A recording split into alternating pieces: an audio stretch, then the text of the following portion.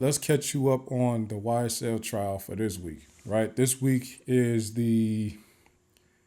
is what August 5th through August 9th, right? So first thing we see, we come up, and last week we talked about how anticipated it was that Attorney Melnick, Kenneth Copeland's original lawyer, Attorney Melnick was coming to testify, and it was being framed by Brian Steele that Melnick had like some bombshell things to say, and it was going to like really give some clarity to how much the prosecution is lying and all this type of stuff. But really, Melnick got up there and said a bunch of stuff that we already knew. I really was like, it fell flat to me. It was just pointless. It was stuff that was already known. And it pretty much was a lot of, hey, the state knew that Copeland was my client because I told them I was my client and all this other stuff last summer. And then the judge chimed in and said, yeah, I think everybody knew because even I knew because you guys settled a case with me in my courtroom in June 2023. So I knew that, he was your client. So, and then you have, they brought witnesses up there. The state brought up Adam Abadi. The state brought up also the investigator that works, Chris Long, the investigator Long, brought him up, brought a few people up there just to, I guess, help make their argument. One thing I thought was interesting is that I think it was Adam Abadi, if I'm saying his name right, hopefully. He was saying on the stand that, yeah, you were representing Kenneth Copeland last summer in this case. And then he looked and said, yeah, Judge Whitaker even heard you say that you didn't want to talk about the YSL trial because you're not representing Kenneth Copeland as a witness in his trial. Adam Abadi said, the judge heard you say that. Whitaker, he was talking about Judge Whitaker, the judge that they were all sitting and talking in front of, having this hearing in front of. So I thought that was interesting that they said Melnick pretty much kept on repeating essentially that he didn't want to talk about the YSL trial because he was not representing Kenneth Copeland as a witness in that case. So I'm just like, if they had a hearing and he said that, and now he keeps going forward acting like he was representing them, is he purposely just coming up here lying? What is he? I don't understand what's going on here. Either way, it all seemed pointless because it didn't make the judge change any or make any decisions as it relates to this whole current trial that's going on. So it was just like they just brought a bunch of people up there to testify about whether or not Melnick was actually Copeland's lawyer. It could be important, but it didn't seem like the judge cared, is why I'm saying what I'm saying right now. The judge didn't seem like she was swayed to make a decision. It didn't end with her saying anything really about it. So I don't know what the purpose of that was. Let me see. So then after that whole back and forth, then Weinstein was like, yo, I want to play a TikTok. So then they now start to move on to, the fact that there was missing information from the transcript to the versus the actual ex parte meeting that took place on June 10th, right? With Kenneth Copeland, Kayla Bumpus, the prosecution. So Weinstein is like, yo, I want to play a TikTok video, which we all know it was a YouTube video with Copeland was brought into Kayla Bumpus's live. But Weinstein was like, I want to play a TikTok video. The state objected, like, why is he about to play a TikTok video? What are they trying to accomplish? Eventually, he didn't play it, but he just described to the court what it was, and was pretty much Bumpus saying, hey, Woody, was that transcript complete? And Woody shook his head like, no. And then he said to Bumpus, but you know that already. And that was it. So then pretty much they started to say, hey, that was it. It was complete. And the judge said, listen, if anything, I need to hear it come from Kayla Bumpus. Bumpus can come up here and tell us if that transcript was complete or if there was anything that happened in that ex parte meeting that was Brady material that should have been handed over to the defense. And I seen Miss Bumpus go live, Kayla Bumpus go live later on in that day and say pretty much she was in the courtroom, but it was not, she didn't think she was going to testify. She didn't know she was going to be called up there to testify. That's why she sounded very choppy and sounded like she didn't really remember everything because she never prepared to testify in this situation. She didn't know she had to. And she said the people that called her never prepped her. So she pretty much got up there and said, she didn't say she said things were not missing from the transcript, but there were conversations that were had off the record that could be Brady material that were not given over to the defense, right? And it was mainly around Kenneth Copeland saying that he knew something about the gray infinity that the prosecution didn't know. Now, whether that's Brady or not is now up for somebody to argue. I don't, I did a video on like Brady evidence and what does that mean like a while ago. I think it's time for us to dig back into that and look at that again. I see a bunch of comments coming through. Give me a second, y'all, because I wanna pull up Brady real quick, because this is a case from Maryland. It's called Brady versus Maryland. If anybody wants to look it up, I did a video on this back in like March of this year, but I wanna, and this is originally from 1963. So actually, let me see. I want to pull up the case. I want to just type in the Brady rule. You can look up Brady versus Maryland if you want to see the whole thing. But I'm going to just, oh, hell. Here we go. Let me just give them the Brady rule. And the reason I'm telling you this, I want to bring this up is because it's very important. We have something. Let's see here. Okay. All right, let me minimize this here.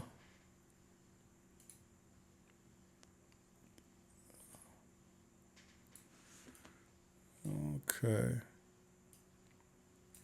We're going to talk about Brady real quick. And I think this is important, guys. I don't know if y'all care that much about the deep law stuff, but we got to, this is coming up way too much for us to not really look at it like in depth. We have to. All right, hold on.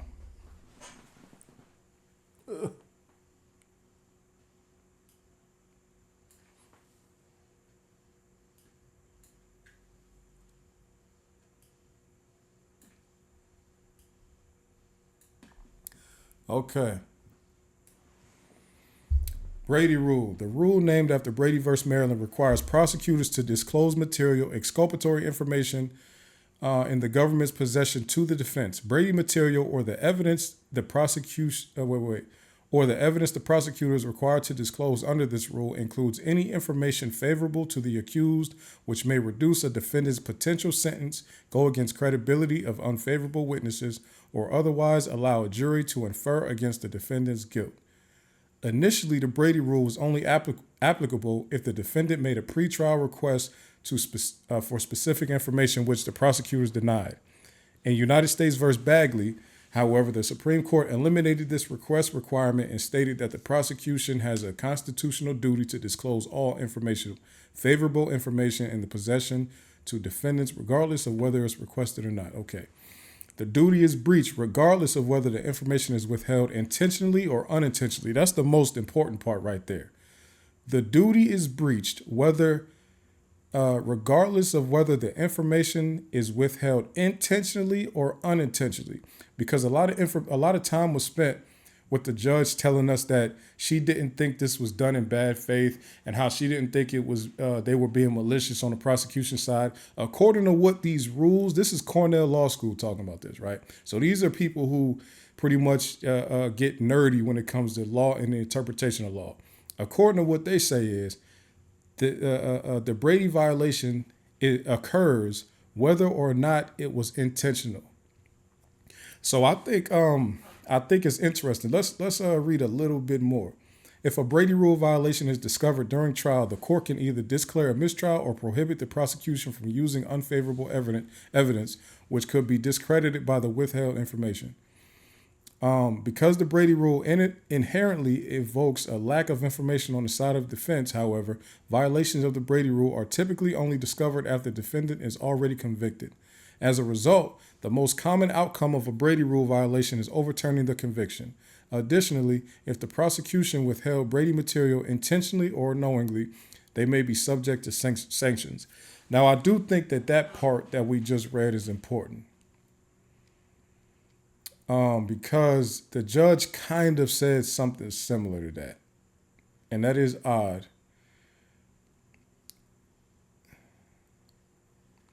Because the Brady rule inherently involves a lack of information on the side of defense. However, violations of the Brady rule are typically only discovered after the defendant is already convicted. So the judge has said kind of multiple times, it's not a Brady violation anymore because you found out. Because you have the transcript now, it's not Brady anymore. And I thought that was interesting. Y'all let me know what y'all think about that. I thought that was interesting. That like part of this reads as if when the defense finds out that some information was withheld, and at any time that the prosecution was withholding information knowingly or unknowingly, that is a Brady violation. But the way the judge is interpreting this law is to say, as long as the state gets the information over to you at some point before the conviction happens, it's not a Brady violation. The judge is kind of saying it's not a Brady violation because the defense had the information before Kenneth Copeland got off the stand. So that's kind of like, and I think that's kind of how Judge Glanville was also looking at it too, because if y'all remember when Glanville was like first denying the defense, like, I'm not giving y'all the transcript, y'all don't deserve to have the transcript because that is privileged information and all that. At first he was saying it was privileged. Then he was saying, I'm going to go through the transcript, I'm going to redact whatever I need to redact, and then I will give the transcript over to you before you cross-examine him. So the judge must have did some research and realized that as long as they give that information up before Kenneth Copeland is cross-examined, then it is not a Brady violation, and it won't result in like a mistrial because of a Brady violation. Like a Brady violation would be considered like a major issue, but because they're like twisting and contorting their interpretation of this rule, they can say it's not a violation technically, and that's exactly what and we'll talk about it later. What the judge put in her order to about Shannon Stillwell's motion, right? So anyway, Kayla Bumpus was there to talk about, so she's saying like, yeah, we talked about this, but this was off the record. One thing I thought was interesting is that because if we look at the transcript never shows Love and Hilton with Bumpus and Glanville in the ex parte meeting or whatever at the same time. It never shows that. But when Bumpus got on the stand on Monday, she said we were all in the room in the chambers together for a brief moment, and Attorney Love had said something that was kind of like mean or rude or whatever she said, and she told her, I don't know who's worse, you or Jacoby. So Attorney Love told Kayla Bumpus, I don't know who's worse, you or Jacoby. And the judge was shocked by that. She said Jacoby Hudson. So that's what Judge Whitaker was like, Jacoby Hudson? And Bumpus is like, yes. And then she's like, so what does that have to do with this? That has nothing to do with this case. So that's not related to this. But the judge, again, like Attorney Harvey was saying, this judge does not know enough about this case to fully handle it, right? Because Jacoby Hudson does have something to do with this case. Jacoby Hudson was DK's lawyer. Jacoby Hudson worked for DK to get him a plea deal on this YSL RICO case. So when a Judge Whitaker heard her say, I don't know who's worse, you or Jacoby, and she thought, oh, that's unrelated to this case because Jacoby Hudson doesn't have anything to do with this case. That right there was Bruce Harvey's issue from the beginning. You don't know enough to take this case on. And that's a fact, because let's say, what type of decision would Whitaker have made had she realized that Jacoby Hudson is in relation to this case and that Love is saying something that would prove that she's biased against these people in this case? How would she have reacted differently? I don't know. But Jacoby Hudson is definitely related to this case because he was Walter Murphy's attorney, DK, right? So I thought that was odd that the judge missed that, and I also thought it was odd that nobody in the courtroom pointed it out. That is 1,000% related to what's going on. Now, let's see what else we got here. To me, it's funny that Attorney Love was acting so confused about everything Bumpus was saying. She just was acting like, "What? I said that? Who said that? Did I say that? I don't ever remember being with you. Was I in the room with you? Like, why are you acting stupid?" And like, why was she acting like that? I don't understand. So they took a little lunch after Bumpus finished testifying about everything she heard in the meeting and off the record. And then they came back and they let Deputy Chief Investigator Long, who works with the prosecution, let Long testify about the contents of the ex parte meeting because he was there, right? And he was there with Hilton. And pretty much, and this is something that Kayla Bumpus said, they allowed Long to sit in the courtroom while Bumpus was testifying, right? And then pretty much when lunch was over and they came back, they pretty much let Long sit on the stand and just say, nah, pretty much everything Bumpus said, it didn't happen like that. It happened this other way. But there was something that Long said that let me know that he didn't actually remember what was said. I wrote it down here. He said the only thing Hilton told Bumpus off the record were things that Copeland could or couldn't be prosecuted for, and Long said she only said it once. So according to Long, the thing that was said off the record was that Kenneth Copeland, you could be pretty much prosecuted if you lie. Like if you tell a lie about killing Donovan Thomas, you can get prosecuted for that. But in his mind, he thought she never said that on the record. He thought she only said it off the record, right? And then he told the court she only said it once. So if she only said it once in your mind and it was off the record, that means you didn't really hear what was going on in that meeting because she said that on the record, right? So that either means you didn't hear what happened off the record for real, you're lying, or you don't really remember what happened in that ex parte meeting. It's only one of those three options. Either you're intentionally lying, or you don't remember, or you didn't actually hear the off the record conversation and you thought something that you heard was off the record. So I don't think Long didn't help the state. In my opinion, y'all let me know what y'all think about that. I don't think he did. Let me see here. Okay, so then Shard comes up and he's like, "Yo, Judge, Love and Hilton should be disqualified for all of these reasons." Brian Steele comes up, does the same thing. Judge lets it be known, "Yo, I take Brady violations very seriously, and I'm really going to consider the fact that she does have the power to disqualify the prosecution."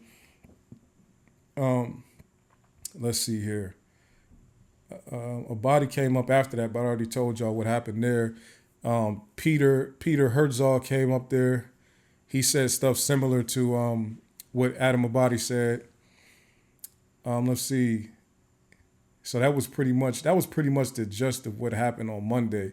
I noticed that, like I said, Kayla Bumpus, she went live on Monday afternoon and evening and stuff, and I was really just thinking like one of the main things that was like kind of viral in the community of people that pay attention to the YSL trial is that when Kayla Bumpus was on the stand, she kept using the word unalived instead of like murdered or killed or whatever. She kept saying something about he didn't unalive Mr. Donovan Thomas, or he didn't unalive Nut, or he didn't unalive. And it's just like, and people was like annoyed by that because they're like, "Yo, she's a lawyer. She needs to use the proper terminology." Excuse me. Unalived is a term that people use on YouTube because they don't want to lose their monetization or whatever like that. Or they use that term on social media so that their account doesn't get flagged. That's not a term that people use in a legal, in a courtroom when they're talking about somebody dying from gun violence, right? You could have said that a whole bunch of different ways. Pass away, deceased. You could have said it many different ways, but continuously saying unalived like made a lot of people mad. Like the comments in the Law and Crime chat, they was sick. They was mad for real at her. And she went live to say, "Why are y'all so mad? Like, what's going on? Would y'all hate me? Why y'all mad at me about what's going on?" So I don't know if she ever explained why she kept saying unalived, honestly. I did see a lot of conversation about on like Twitter where people were saying, and I kind of felt like this too, is like I kind of don't really understand the aim or the angle with some of the stuff she's doing. It seems like she's prioritizing YouTube over the profession. And I'm not saying she's doing anything wrong professionally. I'm saying that what she is doing, I think is going to make it hard for her to get clients, because I can't speak to how easy or hard it is for you to get clients. I'm just saying, if I was in need of maybe a criminal defense lawyer or a personal injury attorney, would I call the person that maneuvers in their profession this way? I don't know. She had mentioned that people were being hard on her because of how she looks. I don't think it's because of how you look, because there's a lot of people that look similar to you that are thriving in the law space, especially in Atlanta. So I think it's the behavior. And again, I'm not trying to judge like her professional conduct. I'm saying that if I was in need of a lawyer, am I looking to go to the lawyer that's like up in the middle of a trial, stopping the trial to motion for Rule 22 so that they could stream the trial directly on their YouTube channel so that nobody can demonetize their videos? Like that's what the focus is right now. That's what she stopped trial to put a motion in for last week. You see what I'm saying? Again, not judging her. I'm just saying I don't know if I would hire the attorney that needs to stream the YouTube joint on their page. And they're saying like, hey, these other attorneys that's in the trial, they're going live and all this type of stuff too. Yeah, I wouldn't hire them either. I don't care that Doug Weinstein is an old white man. Like, you are doing interviews in the middle of my trial. I wouldn't hire you. That's just me. But y'all let me know how y'all feel about that one. So then now the topic comes up from the judge to say, well, y'all are saying that Kenneth Copeland was coerced. How about we bring Kenneth Copeland in, and I want to ask him, does he feel like he was coerced into testifying? Attorney Love stands up like, Judge, excuse me, no, I don't think he should answer that question. I'm not with that. Like, don't ask him that question. And I just thought that was disgusting, right? And I'm going to tell you why.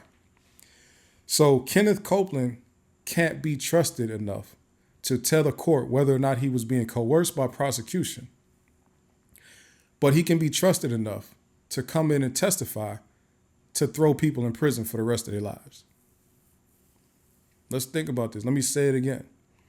Kenneth Copeland can't be trusted enough to answer a question about whether or not prosecutors coerced him into testifying.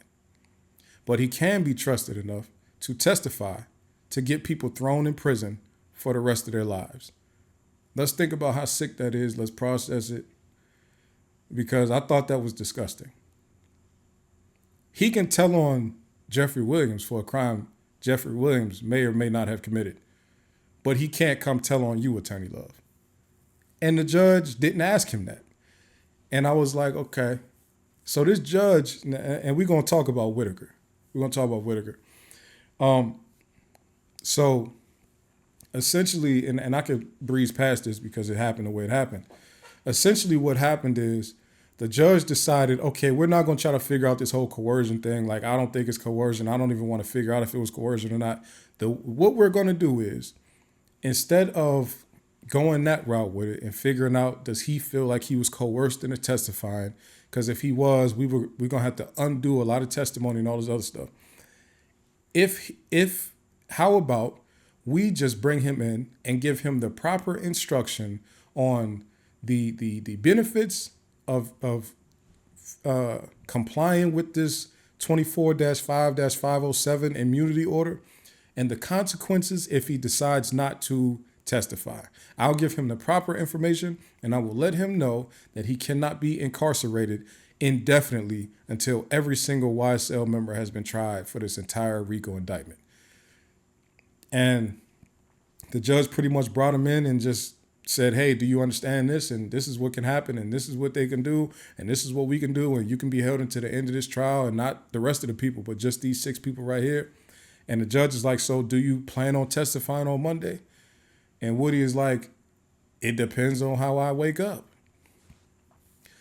So that's up in the air. We're going to find out on Monday morning, if Woody decides to testify or Woody decides to testify, right?